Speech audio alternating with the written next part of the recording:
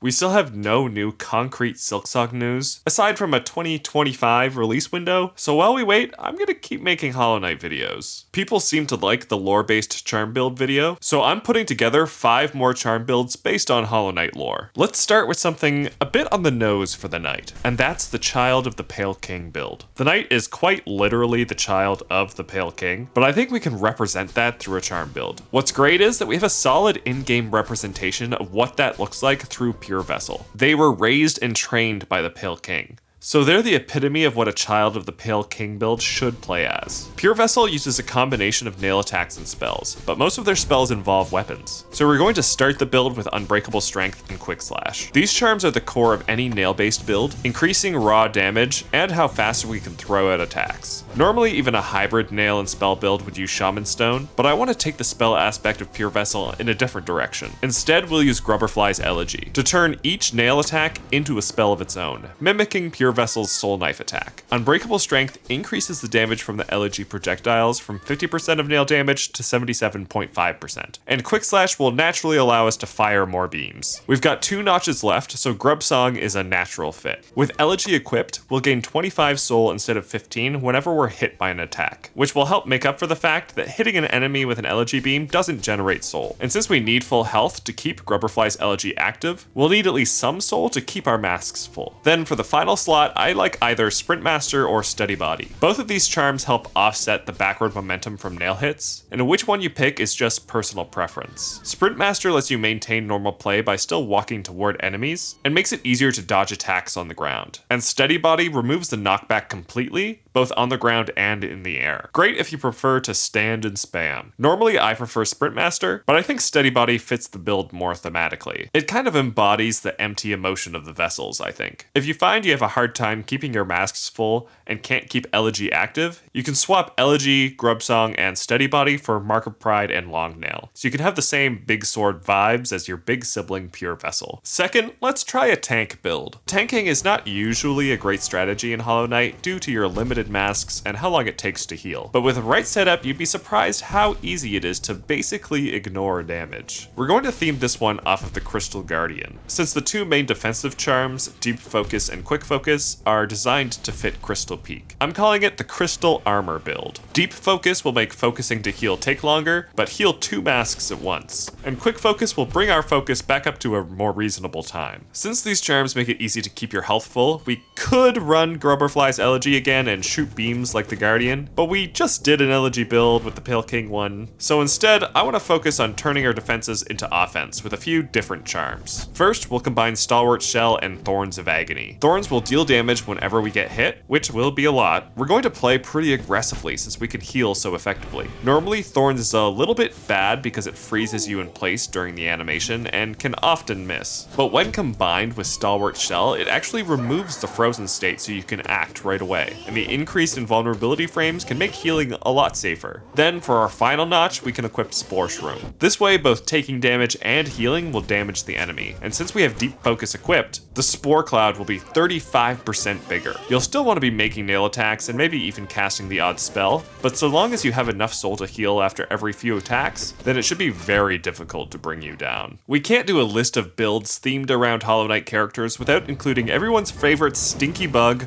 Dung Defender!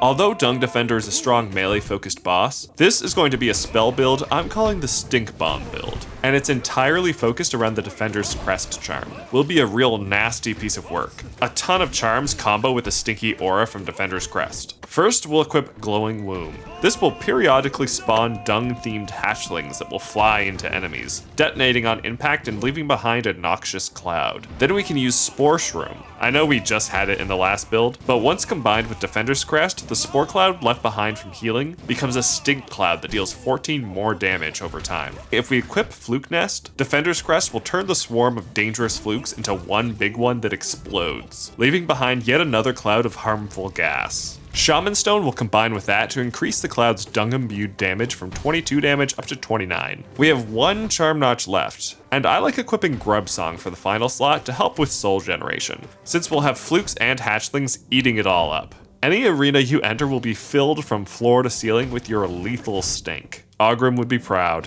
For our fourth lore-based build, I wanted to model it after a few different mentors the knight comes across in their journey, as well as some strong characters from the lore. The most obvious mentors are the Nail Masters. Each teaches you a powerful nail art before Sly gifts you the Nail Master's Glory Charm. So we'll equip that and play around making use of nail arts, and call it the Great Nail Master build. We have a lot of space to play with this since it only costs 1 notch, and if we're not using many spells or regular attacks, we don't need some of the mainstay heavy notch cost charms like Unbreakable Strength and Shaman Stone. So next we'll equip Heavy Blow. We're trying to embody a strong nail user, so knocking enemies further away with nail arts should accomplish that, and harken back to one of the 5 great knights, Hegemol. Normally Heavy Blow is kind of a bad charm, since it knocks enemies out of the reach of your nail. But since we're focusing on nail arts, it can actually create a safe space for us to charge up the next nail art, as we dash in and out of the fray. And it will make bosses stagger more quickly. To continue building on this strength of nail theme, we'll use Steady Body so that no matter what nail attack we use, we're always standing our ground in combat. Then I want a little defense. We have quite a few notches left, so I want to equip Hive Blood. There is some cut lore that originally Hornet was trained by Vespa in the Hive, and although it isn't canon, it's still a fun thought, and Hive Knight is a noble enemy that the knight could learn from.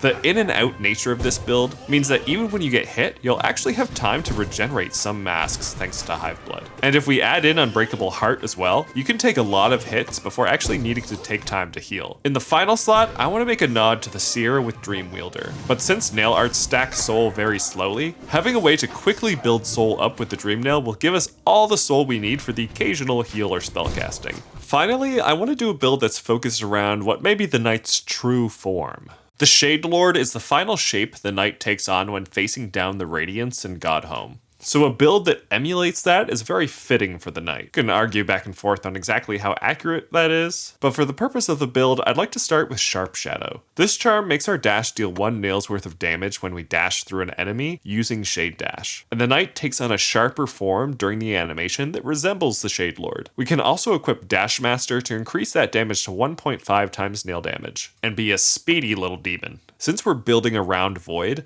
I also want to make heavy use of the upgraded spells, so we'll equip Shaman Stone to deal extra spell damage. Then also equip Spell Twister to make spells cost less soul and allow us to cast 4 spells with a full soul meter instead of 3. With 2 notches left, I want to focus on gathering soul for spells. So we'll use Soul Catcher to gain 3 extra soul with each nail hit. It isn't a huge boost, but it can add up over time. Alternatively, you could use Grub Song and Nail Master's Glory for some soul when getting hit and easier nail damage. We can of course still use nail arts without Nail Master's Glory, but it does bring the charge time way down. Either way, we'll be using our nail as a way to gather soul and focusing on dealing damage with Sharp Shadow and strong spells. We don't know when Silksong will release, but in the meantime, you can play Hollow Knight again, and use some of these builds to keep it feeling fresh. You can bet that I'll be making videos like this and many more for Silksong once it's out, so if you want to stay tuned for that stuff, make sure to subscribe to the channel and hit that notification bell. But if you need a Hollow Knight fix right now, make sure to watch the last lore-themed build video, and my animated short, Descent into Hallownest.